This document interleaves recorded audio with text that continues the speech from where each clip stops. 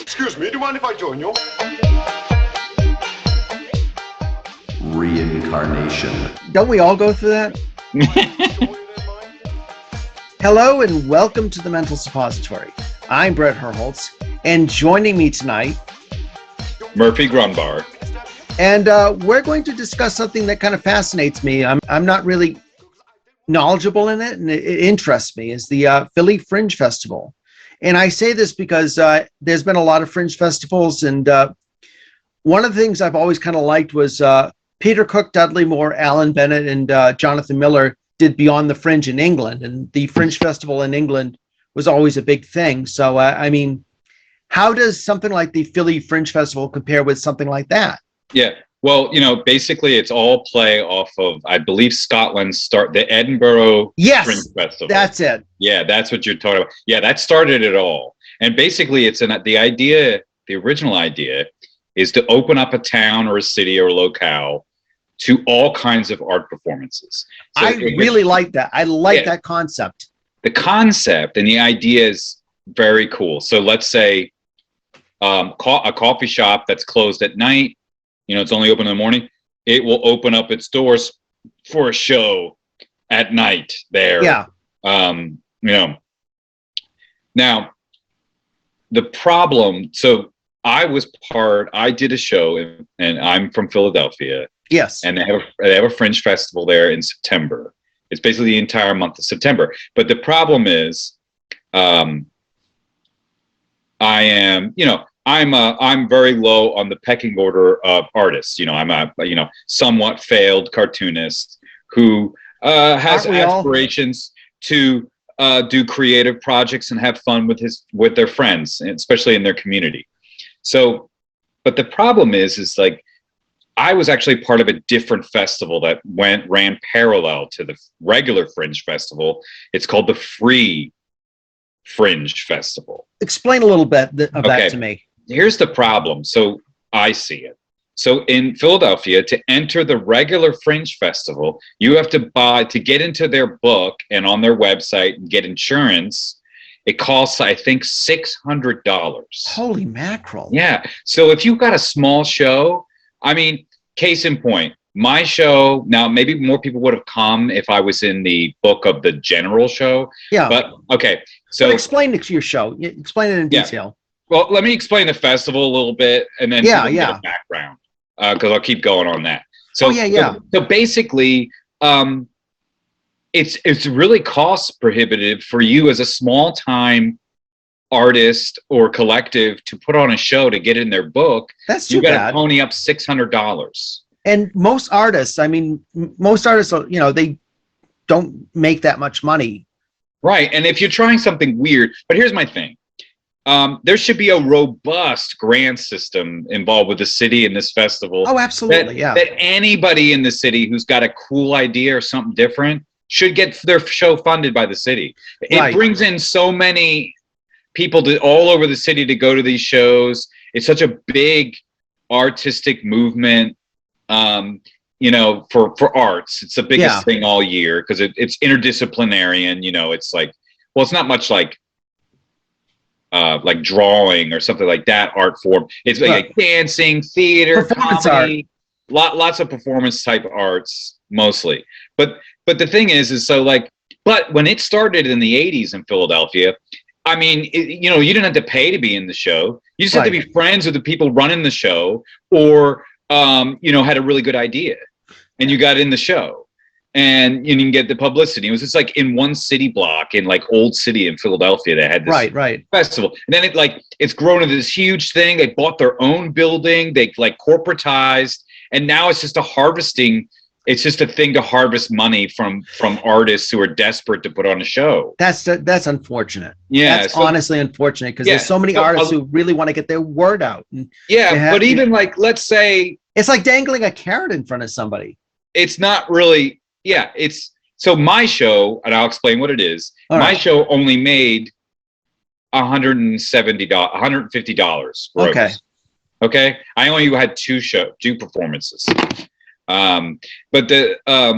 So they got to, like they started. So these artists started up this free Fringe Festival. Okay, yeah.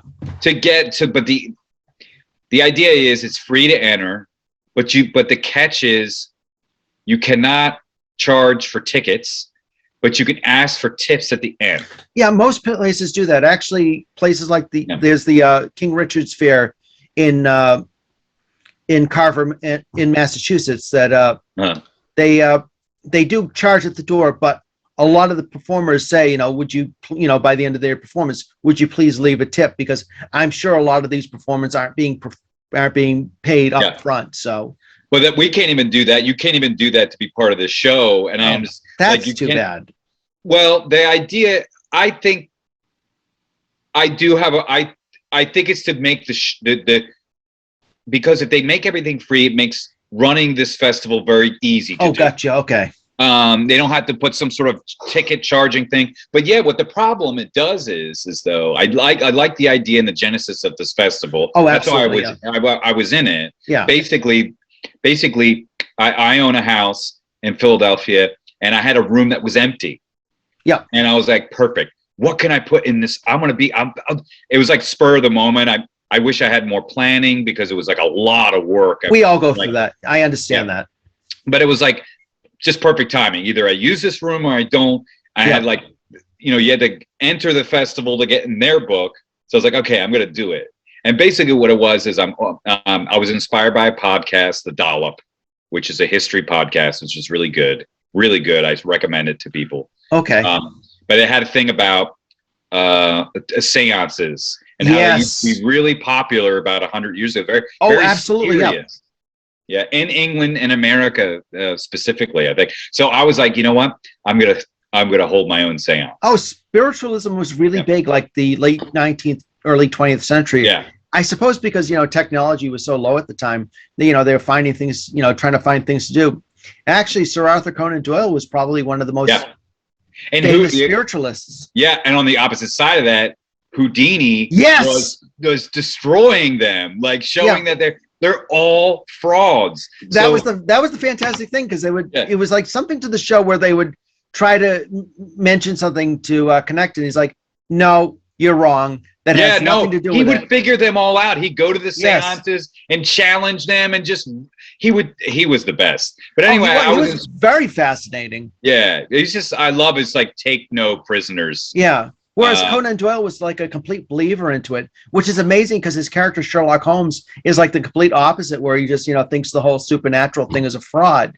But that shows what a great writer he is. Yes, he can absolutely. Understand an analytical mind, and his mind was different. That's a good writer. That is a good writer. That is. Yeah. Absolutely. So I can understand that, because spiritualism and that whole thing of the fraudulent seances always fascinated me. The whole thing of table tapping, and they would do these like tricks to all these tricks to fool people. Yeah. So basically that's what I'm doing. I played a character named Jack Caulfield, and I'm this medium. And basically what I did is I had this room and medium. Yeah. I had the room with this table, little circular table with skulls on it, with like candles. Very turn of the century. Yeah. And then, but underneath that little table, I had an amp.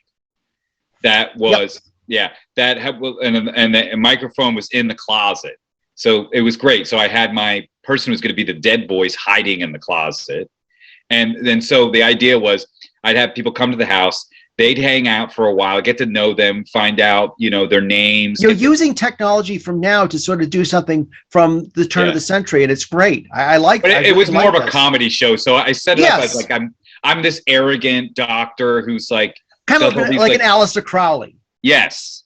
But like maybe a little not as dark person as that. But I've set up before. I would do all these tests before to see if they're open to the spirits and all this. This is great. I like this. It was a lot of fun. And like, so the guy who was the dead voice was down hanging out, so he could so he could bring up stuff in the seance to say to people. Yep. So he would know stuff, right? The dead. So basically the idea is someone had died in this house in 1971 under mysterious circumstances. That's great. He maybe was murdered. No one knows who did it. The family doesn't want to talk about it, but they're disturbed because he's apparently haunting the house. Is this a real story, or is this something? No, it's all made up. That's fantastic. I like that because it has the basis of realism. So that's what I wanted. Yeah. Yeah. And what the great thing is, so basically what happens is, and then also in the show I had a believer and a doubter. Yes, you were telling about that. Yeah. So they were also looked like they were audience member, but one was like this girl named Alice, and she was like, "Oh, Dr. Kofeld, like I follow you online. You're amazing." And like she's like always open to everything I'm saying and thinks I've like that's really ballsy to do now, because somebody could just go on their phones like, "Hey, I've never heard of this Dr. Kofeld." But it's like people get caught up in the moment. Yeah, so. They're not going to look on their phones, and if they would, I would just be like, "Excuse me, this is not the time for that." You're disturbing the spirits. Yes.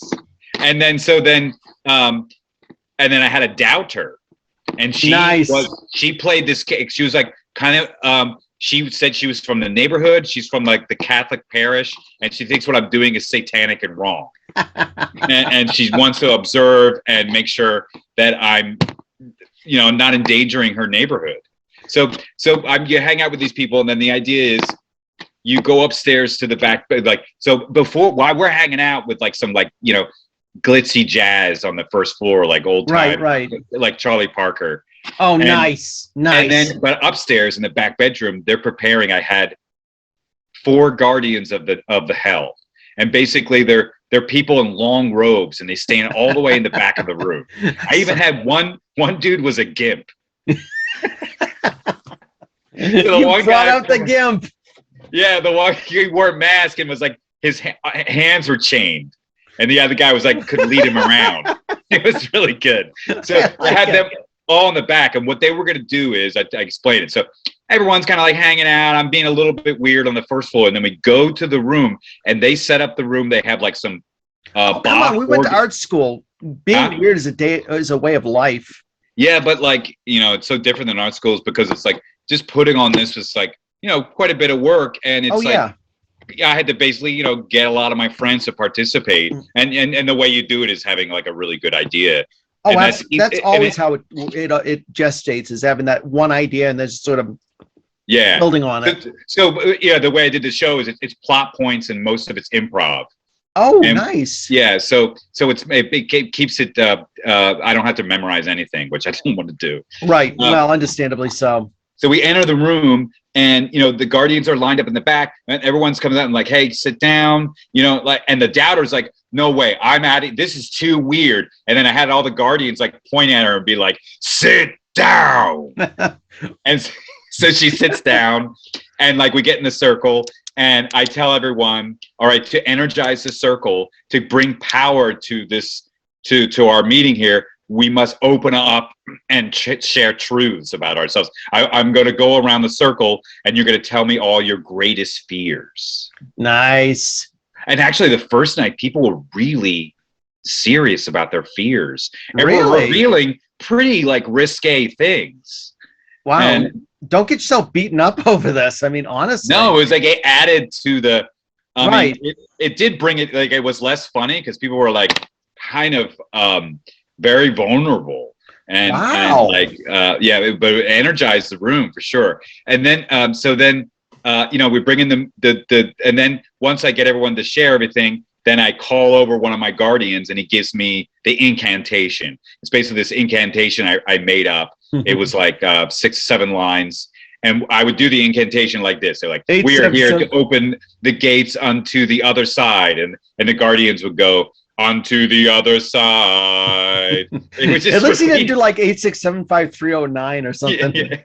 They're just repeating my ends to make it very like scary. Right. Yeah. So that's fantastic. So they're doing all this. We go through this, and as I'm going through the incantation, I'm getting like more and more, aggravated and excited. And then I do the whole incantation, and then nothing. And then I had him, wait a couple beats. And then he's like comes in like kind of scary, like like with his voice, and then he'd be like, "What do you guys want?" And it'd be like, and then it became a comedy show where he's like ridiculing me, and I'm trying to ask about hell like a fanboy, and he thinks I'm stupid, and like I'm asking if he sticks a poker up his ass or anything like that. And how are the people there reacting to this? Yeah, the first night we did it, somebody was pretty freaked out by it. But the second night, everyone was really. The second night we had the gimp, and people really thought that was hilarious. And like, because at the end, it got really funny because basically what happens, I tell the people in my circle, the power of our circle. I'm going to bring his name was Daniel Cooper. I'm bringing Daniel into the circle, and he cannot leave until he reveals the question we have for him. If we come into the circle with a question and we bring in the spirit, it cannot leave. That was my rule, right? Wow. So while I'm talking to him, I'm supposedly bringing the spirit at ease, right? Until I can bring him to the moment. Like, Daniel, tell us what happened that night. And so the story was, I tried to figure out a crime that wasn't like, that was horrible, but not. I didn't want to be killing people and stuff. No, I understood. So I had that he drove over the neighbor's dog. Yes, I remember that you told me about that. And he killed the dog, and he watched out and just stepped out of his car and just stood there and watched the dog die. And the neighbors came out and saw this, and they came out and just beat the living crap out of him, and accidentally murdered him. And that was the story. And I'm like, well, and I argue with Daniel, like, Daniel, there's no murder weapon found. Like, is this really true? And like, Daniel's like, yeah, I'll show you. So what he does is he takes possession of Alice, the believer, and makes her rise up and takes possession of her body and pulls the carpet aside. And actually, it's actually original to this room. When I moved to this house, in the floor, there's a secret drawer where the I've seen the pictures. I saw the pictures. That's really cool. Yeah, and the floor opens up, and she pulls out a gigantic monkey wrench. It weighs about like 15 pounds, and it's like, enough to do damage. Yeah, he pulls it right out, and then she pulls it, shows it in the air, and and screams bloody murder, and that's the end of the show. That's great. Wow, that's actually a really impressive idea. Yeah. And I should mention to our listeners, you've always been sort of very artistic, very creative, coming up with doing these. I'm a storyteller. That's yes. what really appealed to my comics with me, is being able to tell stories. I think in another timeline, I could have been easily been like a director. Oh yes, on projects like film or commercials or something like that. Well, I can still remember you pulling people together to do a Monty Python. We did a play. Yeah, did a play and did your own stuff, and I mean that's impressive. I mean, just being able to get people together to say, I've got this idea. Yeah, I don't know if it'll work, but I want to try it, because I mean I think it could be a really fun project. I think the key in the adult world, especially like a project like this, is limited rehearsal time, very limited. I cast the right people. Yes. And it's a lot of fun to do, a lot of time commitment at all, and it's very cheap to put on. That's the only way I could have done it.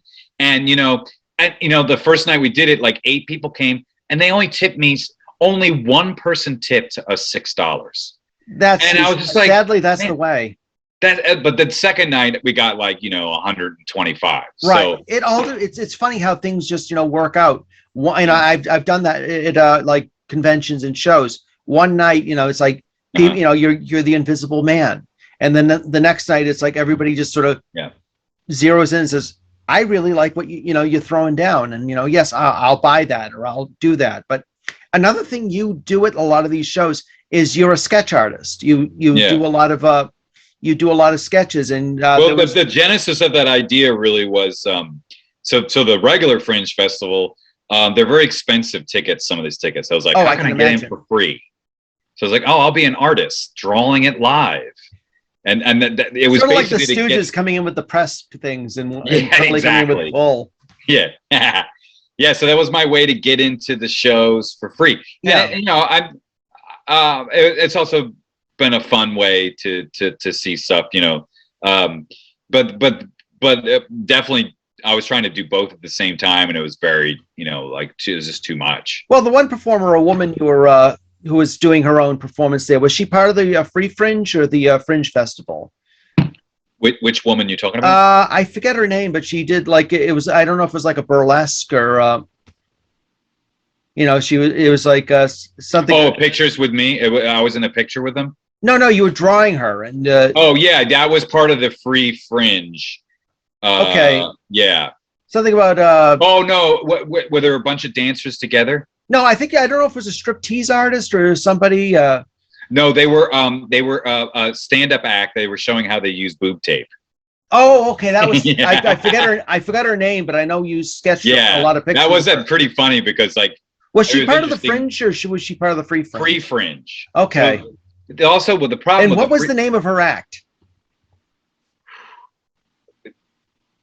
Hold on, it had such an epically long title, and it should be. I should.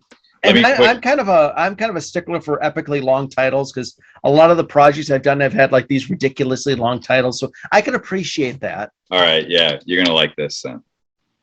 And I have to say, you know, like it was fun. Yeah, the woman who did the boob tapes. I mean, she had epically huge boobs, so that made it funny because it's like, I mean, anything epically big, you know, is you know, okay, gonna be fun. Okay, it was called Big Ass Biddies presents the Sarah Kniddle Titty Ass Takeover with tits and naughty bits and longer chokes and jokes and cokes and asses, big fat asses.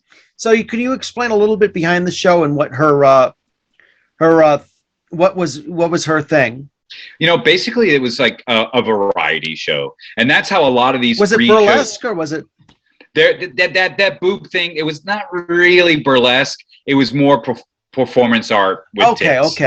Yeah, showing her giant boobs, which is like epically humorous, right? I mean, boobs are a sexual organ that are like funny and sexy. And those are the best ones, really, in my opinion. I mean, they could like do all these things and be a, you know, feed a baby and provide comedy, and you know, they're amazing.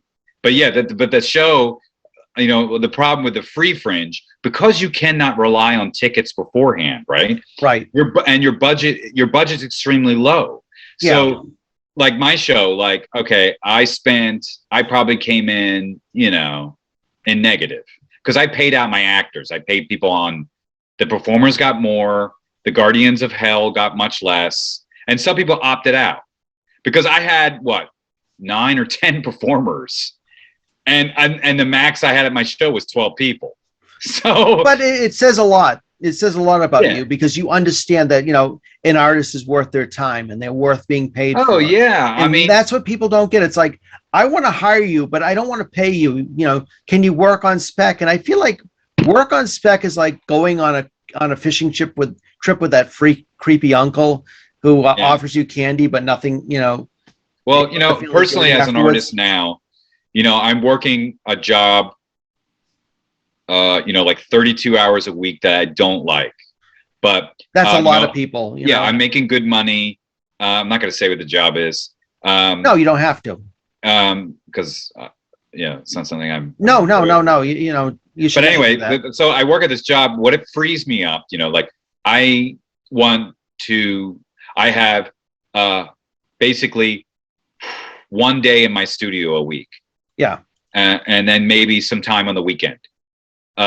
Maybe like 3-4 hours on the weekend, and then a full day on Friday. Okay. Maybe 8 to 10 hours. So, but the thing is, it's like, so I'm only working on the most interesting projects that I think will connect with an audience, right, and tell an interesting story. I'm on a mission now to do some, start drawing, and like connect with my roots, tell some weird stories, find a way to deliver it in an accessible way, like using Instagram and things like this to connect with an audience. Yeah. But like I it's like the problem, the highlight of this show, if I got support like grants and stuff like this is how you should support your community of artists. If they have an idea, like it's so hard to put these shows together because absolutely everyone's thinking about like, how do I make profit from this? I have to convince all my friends to do this. Do I even have the time to do this? You know, that's why I think like really as an artist and whatever you're doing, and now however you're doing it, you have to like, it's really like a thing you have to think about it is number one. Oh, hold on. Sorry. Hey, what's up? Hi. Oh, I'm sure of it.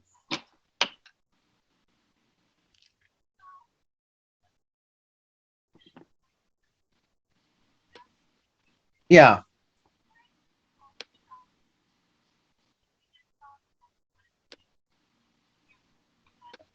yeah,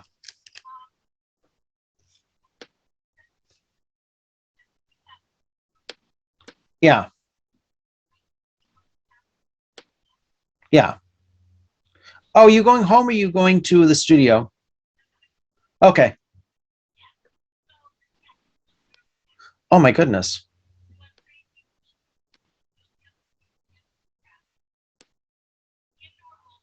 Yeah.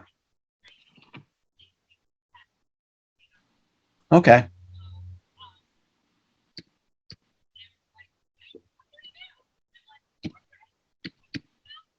Yeah.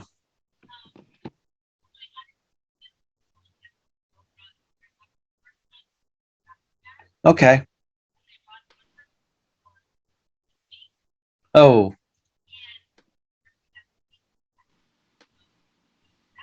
yep. Yep.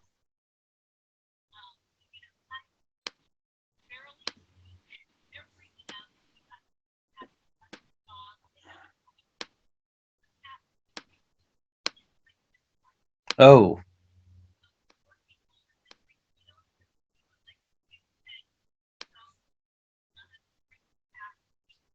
yeah.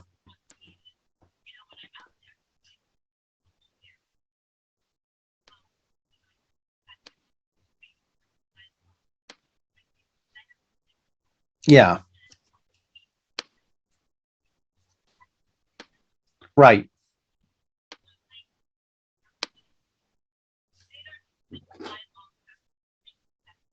Yeah.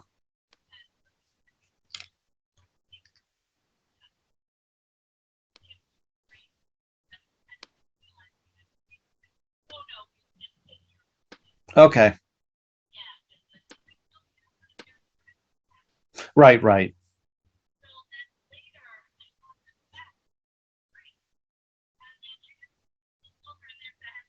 Oh God.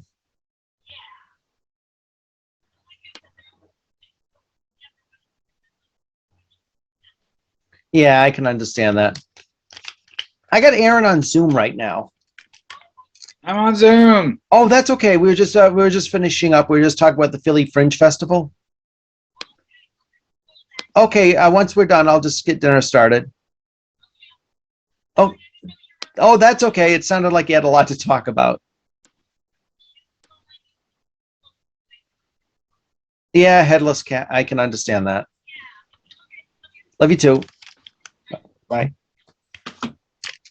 Rough day at work.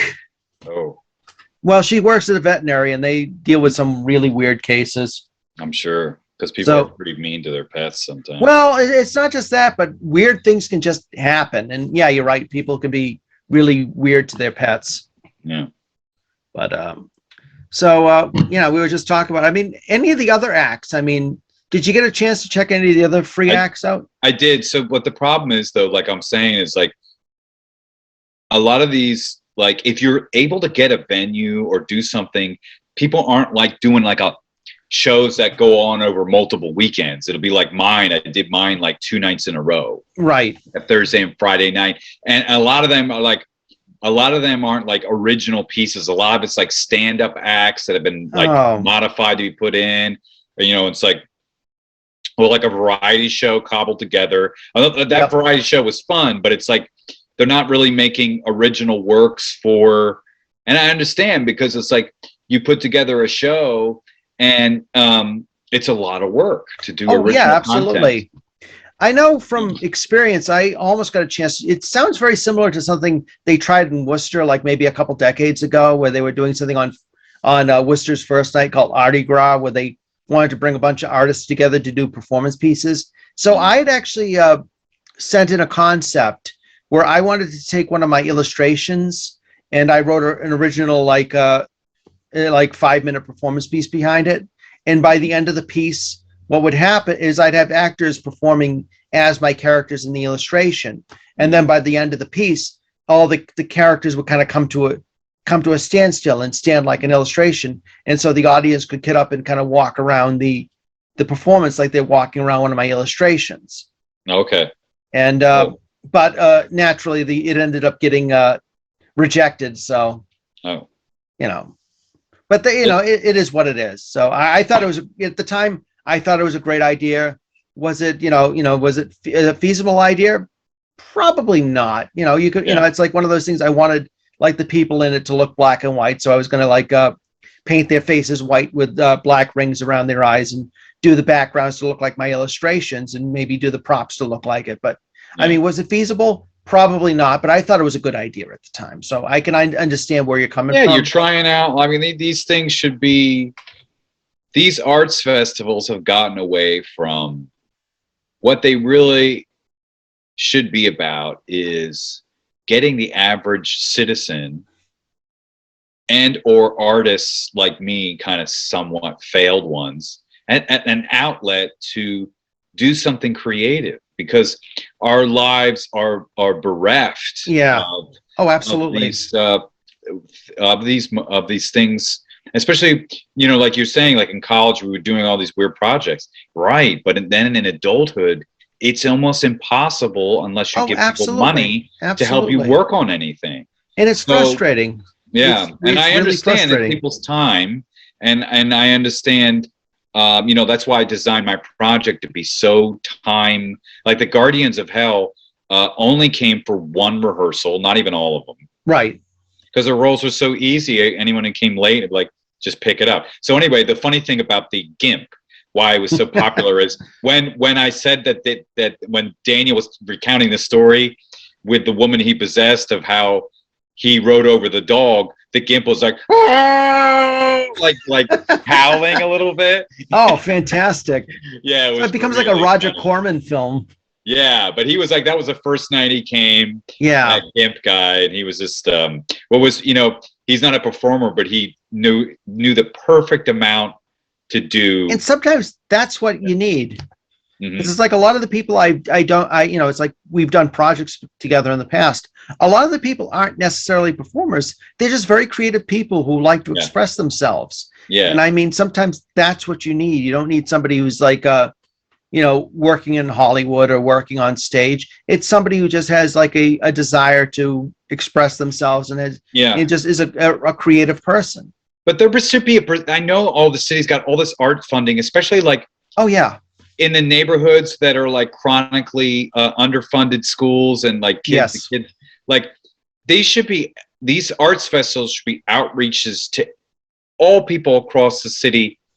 Submit your ideas. We're going to fund 25% and we're going to do it and try to do it in a diverse way. In other words, another thing I kind of why isn't that part of what they're doing? Yeah. Another thing I kind of worry about and kind of notice from time to time is a lot of these art festivals end up getting squelched or end up getting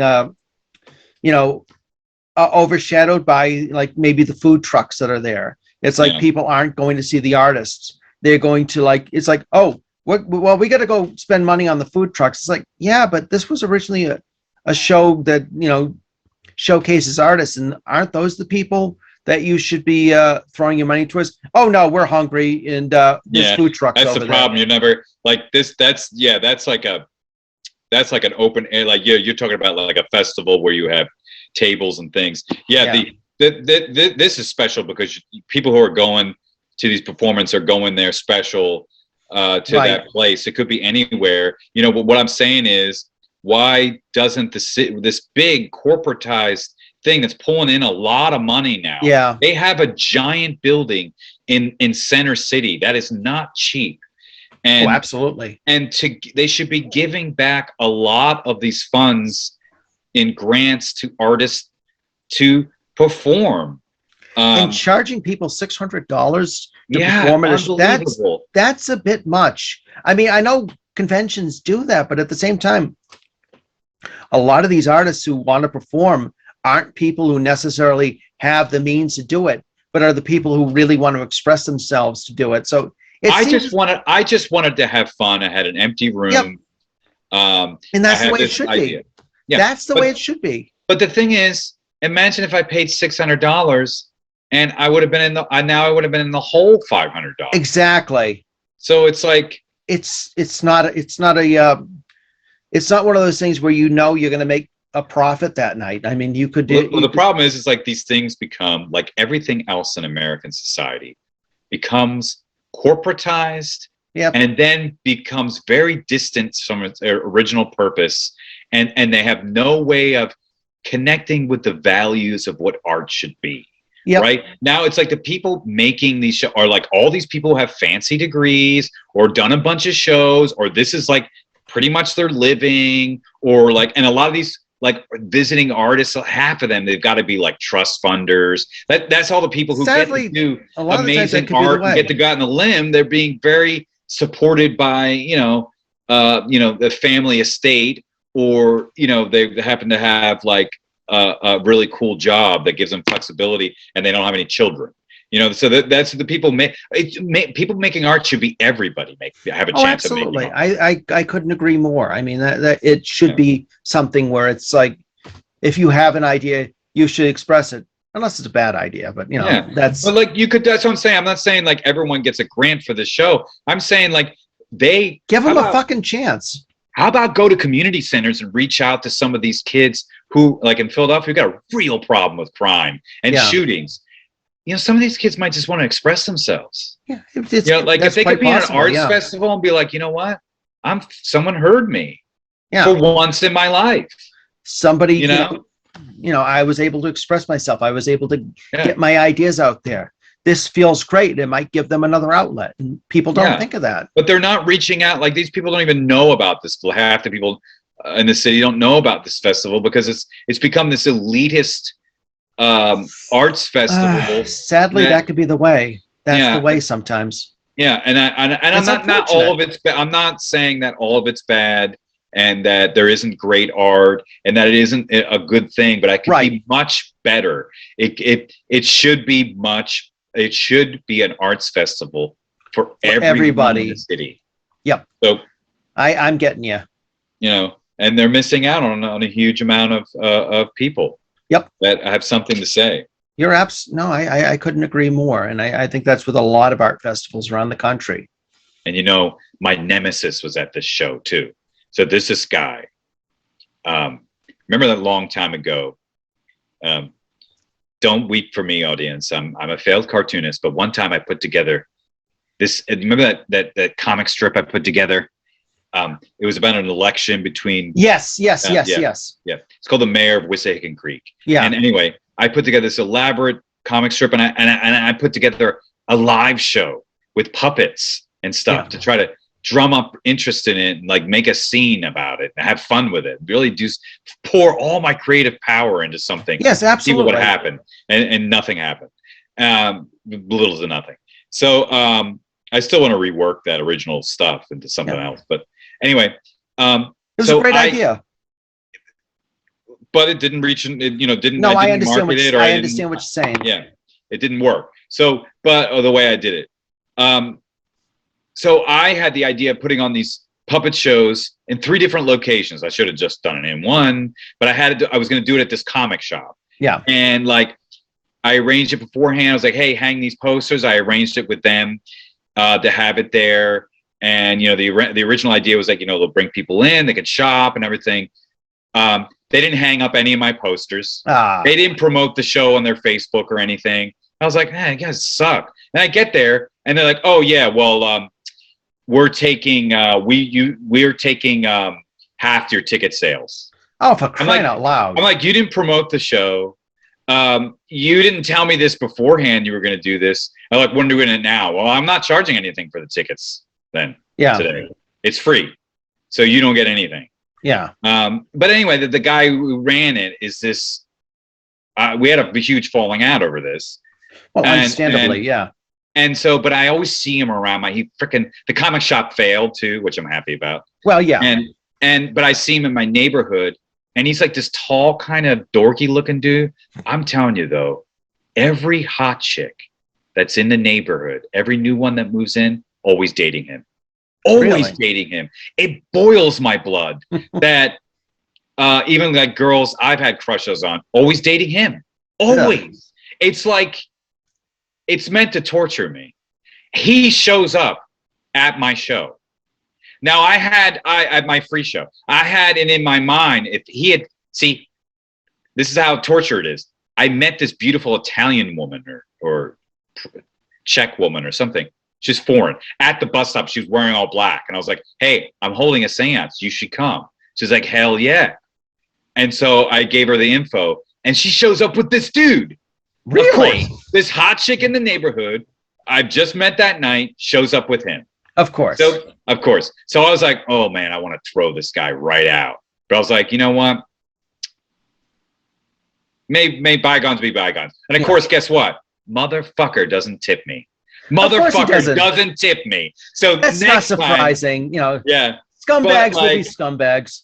Yeah, but it's just like you screw me that time, and then I put on an amazing show, and you do it again. You cannot do it. Are you that much of a dick? Obviously, yes. You already get to make love to beautiful women I can't even get near. Don't you have enough in life? Throw me some scratch. Obviously, he has syphilis too, probably. Yeah, hopefully. Yeah. But yeah, it was just that part was. Yeah, I know that was a little heartbreaking. But I mean, know the feeling. Everyone had fun. But that's the main thing. You did a great show. You did more than he. You're more creative than this guy will ever be. Well, sooner or later. I don't know that, and he is with much more beautiful women than I am. Don't look at it that way. He's doing something right. No, but I mean, sooner or later, that sort of crap catches up to people like that. I don't know. He seems to, whatever he's doing seems to be amazing. I mean, he's but nothing ever sticks. It's like he's always with somebody else. He can never. He just has killer game. He is. I have to, even though I hate him, I'm acknowledging his killer game. It's amazing. I've never seen anything like it, because I cannot. He must be like. There must be something going. Doesn't have a nice car. Doesn't wear cool clothes. Isn't cool in any way that I can tell. Yes, he's a scumbag. Scumbags know how to lie. I don't know. I don't know, and I wish I knew what's going on. Maybe he'll get syphilis and die, and then you'll be happy. Well, maybe I don't want that, because then I don't want to be these women then, because he gave them all syphilis. What do you believe in most? Or are you the believing sort? A lot of people aren't, You meet an awful lot of these disillusioned beggars about these days. Can't seem to raise any enthusiasm for anything. They are so bored. So bloody bored. Can't say I've got much patience for them myself, but then me, I am the believing sort. And you ask me what I believe in, well, it's this. You be nice to people, people'll be nice to you. On behalf of Murphy, thank you for listening to The Mental Suppository. Yes. Until next time, this is Bret Hurholtz saying, I knew I'd disturb you. The Mental Suppository has been produced and directed by Bret Hurholtz and Jamie Billings. I did the catering. And Bret did the catering as well. Yes, Popeye's chicken counts as catering. The show's been distributed by Scott M. Graves and M. The Media Project. Theme song has been generously donated by Mr. B. the Gentleman Rhymer. Visit his website, mrbthegentlemanrhymer.bandzoogle.com. We always want to hear from our fans. No, we don't. Get him out of here. Send us your suggestion for a show at mentalsuppository@gmail.com.